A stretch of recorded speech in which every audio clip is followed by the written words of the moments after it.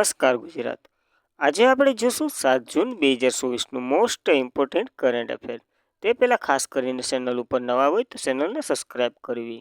તો ચલીએ શરૂઆત કરીએ. તો પ્રથમ વખત વિશ્વ પર્યાવરણ દિવસ ક્યારે ઉજવવામાં આવ્યો હતો? તો કે 1973ના રોજ પ્રથમ વખત ઉજવવામાં આવ્યો હતો વિશ્વ પર્યાવરણ દિવસ. તો વિશ્વ પર્યાવરણ દર વર્ષે 5 જૂને ઉજવવામાં આવે છે. તારીખ તમને બધીને ખબર જ હશે. 1972માં સંયુક્ત રાષ્ટ્રએ માનવ પર્યાવરણ પર સ્ટોકહોમ કોન્ફરન્સમાં 5 જૂનને વિશ્વ પર્યાવરણ દિવસ તરીકે જાહેર એટલે કે અપનાવ્યો હતો. ત્યારે પ્રથમ વિશ્વ પર્યાવરણ દિવસ 1973માં ઉજવવામાં આવ્યો હતો. અને સાઉદી અરેબિયા વિશ્વ પર્યાવરણ દિવસ 2024નું યજમાન દેશ છે. તો યજમાન દેશ સાઉદી અરેબિયા 5 જૂને ઉજવવામાં આવ્યો હતો. પ્રથમ વખત તો કે 1973ના રોજ ઉજવવામાં આવ્યો હતો. અને વિશ્વ પર્યાવરણ દિવસ 2024ની થીમ ખાસ કરીને મોસ્ટ આઈએમપી છે. જમીન પુનઃસંગ્રહ, રણ અને દુષ્કાળ સ્થિતિપકતા છે. તો ખાસ કરીને આ થીમ પર યાદ રહેવી જોઈએ મિત્રો, કારણ કે આની થીમ ઇમ્પોર્ટન્ટ છે. ત્યારબાદ યુએન એટલે કે યુનાઇટેડ નેશનલ એન્વાયરમેન્ટ પ્રોગ્રામની વાત કરીએ તો તેમની રચના 5 જૂન 1972માં થઈ હતી. તેનું હેડક્વાર્ટર તો કે નેરોબી ખાતે આવેલું છે. અને હેડ હાલના તો કે ઇગ્નર એન્ડરસન છે. અને ફર્સ્ટ તો કે મોરિસ સ્ટોગન હતા, જે પહેલાં આના હેડ હતા. તો ખાસ કરીને આ એટલું યાદ રાખવું. ત્યારબાદના જૂનના દિવસો જોઈ લઈએ તો કે 1 જૂન તો કે વિશ્વ દૂધ દિવસ, 2 જૂન તો કે તેલંગાણાનો સ્થાપના દિવસ, 3 જૂન તો કે વિશ્વ સાયકલ દિવસ, 5 જૂન તો કે વિશ્વ પર્યાવરણ દિવસ તરીકે ઉજવવામાં આવે છે. તો ખાસ એટલી માહિતી યાદ રહેવી જોઈએ. ત્યારબાદ તાજેતરમાં બહાર પાડવામાં આવેલ QS વર્લ્ડ યુનિવર્સિટી રેન્કિંગ 2025માં ભારતની કઈ યુનિવર્સિટી ટોચ ઉપર છે? તો IIT બોમ્બે ટોચ ઉપર છે. તો તાજેતરમાં બહાર પાડવામાં આવેલ રિપોર્ટ છે QS વર્લ્ડ યુનિવર્સિટી રેન્કિંગ, જે 2025માં જે IIT બોમ્બે જે ભારતની યુનિવર્સિટી ટોચ ઉપર છે. વર્લ્ડની વાત કરીએ તો ભારતની જે બોમ્બે યુનિવર્સિટી છે 118માં સ્થાને છે. અને દિલ્હી તો કે 150માં સ્થાને છે. તો 150માં આ બે યુનિવર્સિટીનું સ્થાન મળ્યું છે. અને ટોપ ઉપર તો MIT યુનિવર્સિટી છે, જે યુએસની છે. તો ખાસ કરીને આ ડેટા યાદ રાખવો. ત્યારબાદ આને જ લગતા જેટલા યુનિવર્સિટીને લગતા ઇન્ડેક્સો અત્યાર સુધી જે બહાર પાડવામાં આવ્યા છે તેના વિશે માહિતી લઈ લે, જેથી તમે કન્ફ્યુઝ ન થાવ. તો times higher education Asia university ranking 2024 આવ્યો હતો, જેમાં ટોચ ઉપર તો કે IISc બેંગ્લોર હતું, જે આમ વર્લ્ડની વાત કરીએ તો 32માં સ્થાન ઉપર હતું. અને ટોચ એટલે કે ચીનની હતી સિંધુઆ યુનિવર્સિટી. જ્યારે QS વર્લ્ડ યુનિવર્સિટી રેન્કિંગ 2024 આવ્યો હતો, જેમાં ટોચની ભારત યુનિવર્સિટી જે જવાહરલાલ નહેરુ યુનિવર્સિટી હતી અને જે 20મા સ્થાન ઉપર હતી વર્લ્ડની વાત કરીએ તો. તો ખાસ કરીને આ યુનિવર્સિટીના રેન્કિંગ યાદ રહેવા જોઈએ. ત્યારબાદ જૂન 2024માં રિમ્પાક્સ કવાયત, જેનું આયોજન ક્યાં કરવામાં આવ્યું હતું? તો US ખાતે આનું આયોજન થયું હતું, અમેરિકા ખાતે. તો જૂન 2024માં રિમ્પેક્સ કવાયતનું આયોજન તો કે USમાં થશે. અને રિમ્પેક્સ કવાયત જેનું ફૂલ ફોર્મ તો કે rim of the Pacific x થાય છે, જેની 2024માં તો કે 29મી આવૃત્તિ હશે, જે US હવાઈ એટલે કે USની એરફોર્સ વચ્ચે થાય છે. અને આનું હોસ્ટ તો કે US હોસ્ટ કરશે, જે 25 જૂનથી 2 ઓક્ટોબર 2024 દરમિયાન યોજાશે. અને ભારત તરફથી તો કે INS શિવાલિક ભાગ લેવા જશે. તો આ બહુપક્ષીય કવાયત છે, તો ખાસ યાદ રાખવું. ત્યારબાદ આપણે US વચ્ચે તો કે ટાઈમ્સ, વજ્રપ્રહાર, કોપ ઇન્ડિયા, યુદ્ધ અભ્યાસ, માલબાર વગેરે આવી કવાયતો કરી લીધી છે US વચ્ચે. તો ખાસ આ પણ યાદ રહેવી જોઈએ. અને ત્યારબાદ તો કે 2024ની અત્યાર સુધી યોજાયેલ તમામ કવાયતો જોઈ લે. તો કે રણ ચક્રવાત તો કે ભારત અને US વચ્ચે થાય છે, રાજસ્થાનમાં તેમનું આયોજન થયું હતું. સહયોગ કજિંગની વાત કરીએ તો ભારત અને જાપાન વચ્ચે થાય છે, ચેન્નાઈમાં તેમનું આયોજન થયું હતું. અથુથૈયા ભૂતપૂર્વની વાત કરીએ તો ભારત અને થાઇલેન્ડ વચ્ચે આયોજન થાય છે. ત્યારબાદ ચક્રવાત EXની વાત કરીએ તો ભારત અને ઇજિપ્ત વચ્ચે આયોજન થાય છે, ઇજિપ્તમાં તેનું આયોજન થયું હતું. ડેઝર્ટ ભૂતપૂર્વની 11મી આવૃત્તિ હતી, જે ભારત અને કઝાકિસ્તાન વચ્ચે યોજાઈ હતી. અને એસપીના બકલોલમાં તેમનું આયોજન થયું હતું. જ્યારે સ્ટેફર્ડ ડિફેન્સ 2024ની વાત કરીએ તો નાટો દ્વારા આનું આયોજન થાય છે. ત્યારબાદ ડેઝર્ટ નાઇટ ભૂતપૂર્વની વાત કરીએ તો ભારત અને ફ્રાન્સ અને UAE વચ્ચે આયોજન થાય છે, અરબ સમુદ્રમાં યોજાઈ હતી. હંમેશા તાનચીનનો અભ્યાસ કરો તો ભારત અને સાઉદી અરેબિયા વચ્ચે યોજાય છે, રાજસ્થાનમાં તેનું આયોજન થયું હતું.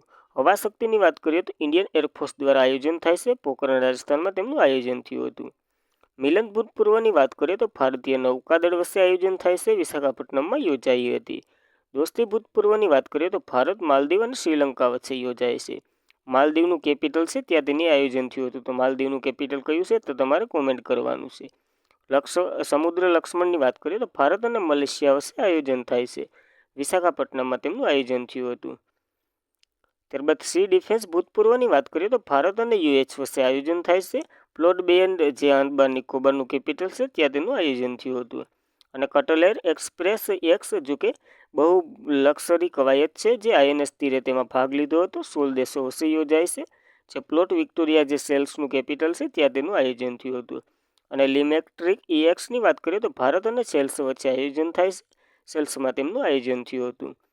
ત્યારબાદ ટાઈમ્સ ટાઈમ એક્સની વાત કરીએ તો યુએસ અને ભારત વચ્ચે આયોજન થાય છે. જે ભારત પૂર્વ અરબ સમુદ્રમાં તેનું આયોજન થયું હતું. અને ગગનશક્તિ ભૂતપૂર્વની વાત કરીએ તો ઇન્ડિયન એરફોર્સ દ્વારા યોજાય છે. ધર્મરક્ષક ભૂતપૂર્વની વાત કરીએ તો ભારત અને જાપાન બંને વચ્ચે યોજાય છે. રાજસ્થાનમાં તેમનું આયોજન થયું હતું. ત્યારબાદ ડસ્ટલિંગ એક્સની વાત કરીએ તો ભારત અને ઉઝબેકિસ્તાન વચ્ચે આયોજન થાય છે. ઉઝબેકિસ્તાનમાં યોજાઈ હતી. સાગર કૌશાયરની બીજી આવૃત્તિ હતી. તમામ દરિયાઈ સુરક્ષા એનજીસીઓ વચ્ચે ભાગ લે છે અને લક્ષદ્વીપમાં તેમનું આયોજન થયું હતું. ત્યારબાદ વિક્ટર હેગ્સની વાત કરીએ તો યુએસમાં તેમનું આયોજન થયું હતું સ્પેન ફોર્મ ખાતે. ને પ્રથમ અવકાશી યુદ્ધ અભ્યાસ કવાયત હતી.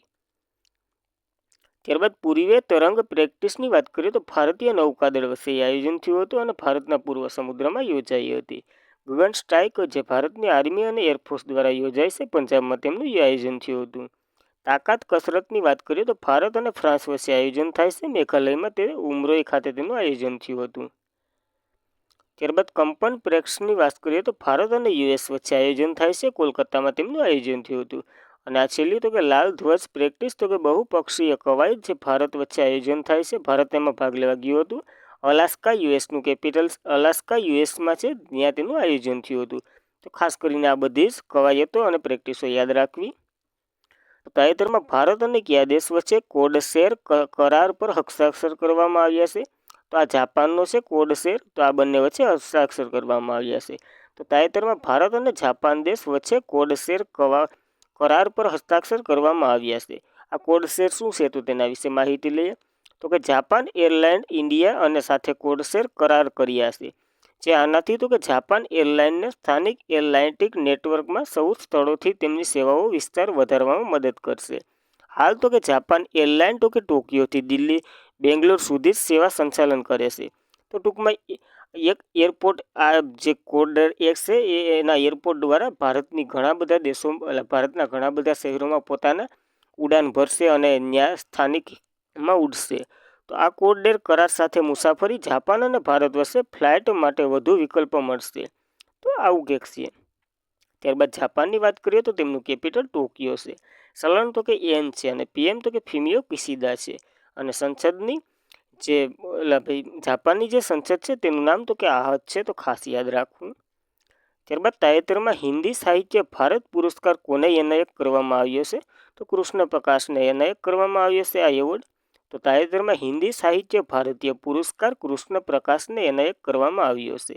તો પ્રથમ વાર્ષિક હિન્દી સાહિત્ય ભારતીય પુરસ્કાર શણ પ્રકાશને એનાયત કરવામાં આવ્યો છે. એટલે કૃષ્ણ પ્રકાશને એનાયત કરવામાં આવ્યો છે. જેઓ મુંબઈ પોલીસના વિશેષ આતંકવાદી વિરોધી ટીમના ફોર્સ 1 નેતૃત્વ કરવા માટે જાણીતા છે. અને કૃષ્ણ પ્રકાશ 2 વખત ગિનિસ વર્લ્ડ રેકોર્ડ પર ધારણ કરી ચૂક્યા છે. તો ખાસ કરીને યાદ રાખવા.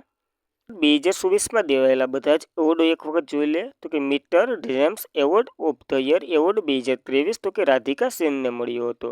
અને સો પ્રાઇઝ એ અગાઉનો નોબેલ કહેવામાં આવે છે શ્રી નિવાસ આર કુલકર્ણીને મળ્યો હતો. જ્યારે સાહિત્ય અકાદમી ફેલોશિપ એવોર્ડ તો કે રંકિન બોન્ટને મળ્યો હતો. જ્યારે ટ્યુરિંગ પ્રાઇઝ 2023 કમ્પ્યુટરનો નોબેલ પુરસ્કાર અવી વિગડન્સને મળ્યો હતો. જ્યારે ઇન્ટરનેશનલ બુકર પ્રાઇઝ 2024 તો કે જેત્રી એપનબેકને મળ્યો હતો. અને વાઇડલિટી ગોલ્ડ એવોર્ડ જો પૂર્ણિમા દેવી બર્બનને મળ્યો હતો. જ્યારે લસુ મહારાજ એવોર્ડ 2024 તો કે પંડિત રાજેન્દ્ર ગંગાનાઈને મળ્યો હતો. ત્યારબાદ ગોલ્ડ મેડ એન્વાયરમેન્ટ પ્રાઇઝ 2024 તો કે અલક શુકલને મળ્યો હતો. ત્યારબાદ ક્રિસ માનવવાદી પુરસ્કાર 2021 તો કે રતન ટાટાને મળ્યો હતો. અને વર્લ્ડ પ્રેસ ફોટો 2024 તો કે મોહમ્મદ સાલિમને મળ્યો હતો. જ્યારે આર્યભટ્ટ પુરસ્કાર તો કે પાઉલિરિયા સુબ્બારાવને મળ્યો હતો. અને લતા દીનાનાથ મંગેશકર એવોર્ડ 2024 તો કે અમિતાભ બચ્ચનને મળ્યો હતો. જ્યારે એબલ પુરસ્કાર જે ગણિતનો નોબેલ કહેવામાં આવે છે જે મિશેલ ટાલાગ્લાસને મળ્યો હતો. અને ઇરેશિયમ એવોર્ડ તો કે અમિતાભ ઘોષને. ત્યારબાદ 2024નો પિક્ઝલ પ્રાઇઝ તો કે રિંકિયા યામામોટાને મળ્યો હતો. જ્યારે મિસ વર્લ્ડ 2024 તો કે ક્રિસ્ટીના પિંકાજોવને મળ્યો હતો. મિસ યુનિવર્સિટી 2023 તો કે સેનિસ પેલેરિયોને મળ્યો હતો. અને 2023માં જીડી બિરલા એવોર્ડ તો કે ડૉક્ટર અદિતિ સેન્ડેને મળ્યો હતો. ત્યારબાદ જ્ઞાનપીઠ પુરસ્કાર 58મો તો કે જગતગુરુ રંભાચાર્ય અને ગુલજારીલાલને મળ્યો હતો. ત્યારબાદ કેપી નાબીબીએ એવોર્ડ તો કે એસ સોમનાથનને મળ્યો હતો. અને CK Naidu lifetime achievement award તો કે રવિ શાસ્ત્રી અને ફારૂક એન્જિનિયરને મળ્યો હતો. આસામનો વૈભવ સન્માન તો કે રંજન ગોગાઈને મળ્યો હતો. અને MS સ્વામીનાથન એવોર્ડ તો કે BR કંબોજને મળ્યો હતો. ત્યારબાદ 2023નો સ્ટાર રામાનુજન પુરસ્કાર તો કે રૂઈ કિંગ આઉજાંગને મળ્યો હતો. ત્યારબાદ સાહિત્ય અકાદમી પુરસ્કાર હિન્દીમાં તો કે સંજીવને મળ્યો હતો. અંગ્રેજીમાં તો કે નીલન શરણ ગોરને મળ્યો હતો. અને 33મો વ્યાસ સન્માન તો કે પુષ્પા ભારતીને. ત્યારબાદ 33મો સરસ્વતી સન્માન તો કે પ્રભા વર્માને. અને રેમન મેક્સેસ એવોર્ડ 2023 તો કે ડૉક્ટર રવિ કન્નરને મળ્યો હતો. તો આ મિત્રો 2024ના મોસ્ટ ઇમ્પોર્ટન્ટ એવોર્ડો છે. ત્યારબાદ તો તાજેતરમાં રાષ્ટ્રીય માનવ અધિકાર પંચના કાર્યકારી અધ્યક્ષ તરીકે કોની નિમણૂક કરવામાં આવી છે? તો કે વિજયા ભારતીની નિમણૂક કરવામાં આવી છે ટેમ્પરરી માટે. તો તાજેતરમાં રાષ્ટ્રીય માનવ અધિકાર પંચના કાર્યકારી અધ્યક્ષ તરીકે વિજયા ભારતી સાયનાની નિમણૂક કરવામાં આવી છે. તો National Human Right Commission of ઇન્ડિયાની વાત કરીએ તો તેમની રચના 12 ઓક્ટોબર 1993માં થઈ હતી. હેડક્વાર્ટર તો કે નવી દિલ્હી ખાતે આવેલું છે. અને તે એક વૈધાનિક સંસ્થા છે જેને 10 ડિસેમ્બર વિશ્વ માનવ અધિકાર દિવસ તરીકે પણ ઉજવવામાં આવે છે. તો ખાસ કરીને આ ટેમ્પરરી નિમણૂક યાદ રાખવી વિજય ભારતી સૈનાની. ત્યારબાદ તો 2026માં વર્લ્ડ એથ્લેટ ટીમ ચેમ્પિયનશિપની પ્રથમ આવૃત્તિ ક્યાં યોજાશે? તો હંગેરી ખાતે યોજાશે આ પ્રથમ આવૃત્તિ. તો 2026માં વર્લ્ડ એથ્લેટિક અલ્ટિમેટ ચેમ્પિયનશિપની પ્રથમ આવૃત્તિ હંગેરી ખાતે યોજાશે. પ્રથમ આવૃત્તિ તો ખાસ યાદ રાખવું જોઈએ મિત્રો. ત્યારબાદ વર્લ્ડ એથ્લેટ અલ્ટિમેટ ચેમ્પિયનશિપની પહેલી આવૃત્તિ 2026માં તો કે સપ્ટેમ્બર 11થી 13 સુધી યોજાશે. અને 2026માં ત્યારબાદ યજમાન દેશ તો કે બુડાપેસ્ટ હંગેરીમાં યોજાશે. અને દર 2 વર્ષે આ ઇવેન્ટ યોજાશે હાલથી. અને આ ટુર્નામેન્ટમાં સર્વશ્રેષ્ઠ નક્કી કરવા માટે વિશ્વ ચેમ્પિયનશિપ, ઓલિમ્પિક ચેમ્પિયન અને વાડા ડાયમંડ લીગના વિજેતાઓ વર્ષ એથ્લેટ એકબીજા સામે મુકાબલો કરશે. ત્યારબાદ ચેમ્પિયનશિપમાં પસંદ કરાયેલા ગોલ્ડ મેડલ વિજેતાને ડોલરમાં અપાશે US જે કે 1,50,000 જેટલી રકમ પ્રાપ્ત થશે. તો ખાસ યાદ રાખવું. અને વર્લ્ડ એથ્લેટની વાત કરીએ જેના દ્વારા આનું આયોજન કરવામાં આવશે, જેની વાત કરીએ તો તેની રચના 1912માં થઈ હતી. હેડક્વાર્ટર તો કે મોનાકો ખાતે આવેલું છે. અને હેડ તો કે સેબિયટ કો છે. તો ખાસ કરીને આ પ્રથમ છે એટલા માટે મોસ્ટ ઇમ્પોર્ટન્ટ. ત્યારબાદ આવી જ સમિટો જોઈ લે જે યોજાવાની છે. તો કે world athletic ultimate championship 2026 Hungary ખાતે પહેલી આવૃત્તિ. ત્યારબાદ AFC મહિલા એશિયન કપ 2026 તો કે ઓસ્ટ્રેલિયા ખાતે. AFC મહિલા એશિયન કપ 2029 તો કે ઉઝબેકિસ્તાનમાં. અને 2027ની ફિફા મહિલા વર્લ્ડ કપ તો કે બ્રાઝિલ ખાતે યોજાશે. ત્યારબાદ ICC મહિલા T20 વર્લ્ડ કપ 2024 તો કે બાંગ્લાદેશમાં યોજાશે. અને ICC પુરુષ T20 વર્લ્ડ કપ 2024 તો કે વેસ્ટ ઇન્ડિઝ અને USમાં સંયુક્ત રીતે યોજાશે આ ઇવેન્ટ. ત્યારબાદ તાજેતરમાં પ્રવાહ સોફ્ટવેર કોણે લોન્ચ કર્યું છે? તો પ્રવાહ સોફ્ટવેર તો કે ISRO દ્વારા તાજેતરમાં જ લોન્ચ કરવામાં આવ્યું છે. તો તાજેતરમાં પ્રવાહ સોફ્ટવેર તો કે ISRO દ્વારા શરૂ કરવામાં આવ્યું છે. તો પ્રવાહની વાત કરીએ તો તેમનું ફૂલ ફોર્મ તો કે aerospace vehicle and thermodynamic analysis માટે સમાંતર રાયન્સ સોલ્વર છે. અને આ સોફ્ટવેર જે એરોસ્ટોપ વાહનો એરોડાયનેમિક અને એરોથર્મલ વિશેષ મહત્વપૂર્ણ માહિતી આપશે અને મહત્વપૂર્ણ છે તેના માટે. તો આને તો કે Vikram Sarabhai space centre VSSC ISROનું જે મુખ્ય કેન્દ્ર છે એના દ્વારા આને વિકસાવવામાં આવ્યું છે પ્રવાહ સોફ્ટવેર. ત્યારબાદ ISROની વાત કરીએ તો તેમની રચના તો કે ભારતીય અવકાશ સંશોધન સંસ્થા એટલે કે ઇન્ડિયન સ્પેસ રિસર્ચ ઓર્ગેનાઇઝેશન તેમનું ફૂલ ફોર્મ થાય છે. તેમની રચના તો કે 1969માં થઈ હતી. અને હેડક્વાર્ટર તો કે બેંગ્લોર ખાતે આવેલું છે. હાલના અધ્યક્ષ તો કે S સોમનાથન છે. અને તેની આત્મકથા તો કે નીલાવુ કુડિયા સિંગર હશે અને ભારતના રોકેટ મેન તરીકે કે શિવમને ઓળખવામાં આવે છે. જ્યારે આનું સૂત્ર તો કે માનવ પ્રકાશ સેવામાં અવકાશી તકનીકો અને ચંદ્ર-3ની સફળતા માટે આને 3 એવોર્ડો પણ મળી ચૂક્યા છે. જ્હોન એલ જે સ્વીડન્ટ જુનિયર એવોર્ડ, લીફ એરિકસ્ટર એવોર્ડ, ઉડ્ડયન સપ્તાહ વિજેતા પુરસ્કાર. તો ખાસ કરીને એટલા યાદ રાખવા એવોર્ડો. ત્યારબાદ તાજેતરમાં કાઝા સમિટ 2024 ક્યાં આયોજન કરવામાં આવી રહ્યું છે? તો કે જામ્બિયા ખાતે આનું આયોજન થઈ રહ્યું છે. તો કાઝા સમિટ 2024 જામ્બિયા આયોજન કરવામાં આવી રહ્યું હતું. જે કાઝા સમિટ 2024 તો કે આ હાથી સંગઠન આફ્રિકન દેશોની એક પરિષદ છે, જેનો ઉદ્દેશ્ય તો કે હાથીઓને બચાવવા અને તેમના દાણચોરીને રોકવા માટેનો છે. જેનું આયોજન તો કે જામ્બિયા ખાતે થાય છે. અને 5 આફ્રિકન દેશો જેમાં ભાગ લઈ રહ્યા છે: આગોલા, બોત્સવાન, નામીબિયા, જામ્બિયા અને ઝિમ્બાબ્વે. તો આ ખાસ કરીને 5 આફ્રિકન દેશો વચ્ચે આ સમિટના આફ્રિકન દેશો વચ્ચે આ આયોજન થાય છે. ત્યારબાદ આવી સમિટો જોઈ લે જે 2024માં યોજાઈ છે. તો એઆઈ સુરક્ષા પર બીજી કોન્ફરન્સ તો કે સાઉથ કોરિયાના સિઓલમાં. વર્લ્ડ ફ્યુચર એનજીસી સમિટ તો કે યુએઈમાં, જે મસ્કાદાર કંપની દ્વારા. અને વર્લ્ડ સસ્ટેનેબલ ડેવલપમેન્ટ સમિટ તો કે એનડીમાં. જ્યારે પ્રથમ ન્યુક્લિયર એનજીસી સમિટ તો કે બેસલેર ખાતે. 9મો રાયસીના ડાયલોગ તો કે નવી દિલ્હી ખાતે યોજાયો હતો. અને પ્રથમ digital India future skill summit તો કે ગુવાહાટીમાં. 7મી હિન્દ મહાસાગરીય પરિષદ તો કે પર્થ ઓસ્ટ્રેલિયામાં. અને વર્લ્ડ ગવર્નમેન્ટ સમિટ 2024 તો કે દુબઈમાં યોજાઈ હતી. જ્યારે ભારત 2024માં 46મી આવૃત્તિ માટે યુનેસ્કો વર્લ્ડ હેરિટેજ સમિતિની અધ્યક્ષતા કરશે. ત્યારબાદ ગાંધીનગરમાં Vibrant Gujarat Global Tech Show યોજાયો હતો. અને 9મો રાયસીના આંતરરાષ્ટ્રીય વિજ્ઞાન મહોત્સવ તો કે ફરીદાબાદ ખાતે. 27મો રાષ્ટ્રીય યુવા ઉત્સવ તો કે નાસિક ખાતે. અને પહેલો ઇન્ડિયા સ્ટીમ બોઇલ એક્સપો તો કે ગુવાહાટીમાં. તો આ 2024ની સમિટો છે, તો ખાસ ઇમ્પોર્ટન્ટ. ત્યારબાદ તાજેતરમાં 81મી ઇન્ટરનેશનલ એક્સ ટ્રાન્સપોર્ટ એસોસિએશનની વાર્ષિક સામાન્ય સભાનું આયોજન ક્યાં કરવામાં આવશે? જેનું આયોજન તો કે ભારતમાં કરવામાં આવશે. પણ કયા વર્ષની? તો કે 2025ની. તો ભારત 81મી ઇન્ટરનેશનલ એક્સ ટ્રાન્સપોર્ટ એસોસિએશન વાર્ષિક સામાન્ય સભાનું આયોજન કરશે, જે 2025ની હશે. ભારત ઇન્ટરનેશનલ એક્સ ટ્રાન્સપોર્ટ એસોસિએશનના વાર્ષિક સામાન્ય સભા, જે 42 વર્ષ પછી વર્લ્ડ એન્ડ ટ્રાન્સપોર્ટ સમિટનું આયોજન કરશે, જો 2025માં. જેનું સંસ્કરણ તો કે 81મું હશે.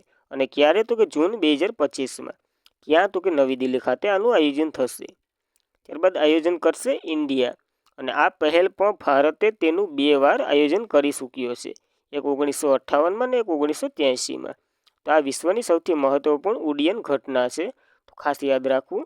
ત્યારબાદ ઇન્ટરનેશનલ એર ટ્રાન્સપોર્ટ એસોસિએશનની વાત કરીએ તો તેમની રચના 19 એપ્રિલ 1945માં થઈ હતી. મુખ્ય મથક તો કે મોન્ટ્રીયલ, કેનેડા ખાતે આવેલું છે. તો ખાસ ઇમ્પોર્ટન્ટ યાદ રાખવું. તો આજના માટે એટલું. Thank you for watching this video પસંદ આવે તો મિત્રો લાઇક, શેર અને ચેનલને સબસ્ક્રાઈબ કરતા જજો. જય હિન્દ, જય ભારત.